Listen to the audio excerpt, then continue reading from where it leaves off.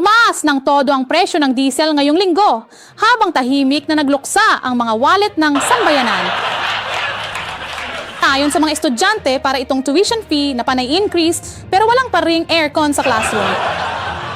Tumaas ito ng humigit kumulang sa 11 hanggang 12 piso kada litro, na natila baga TikToker dahil sa pagiging price increase influencer nito. Dahil dito, nagpahayag ng pangamba ang ilang transport groups dahil naapektuhan ang kanilang kita.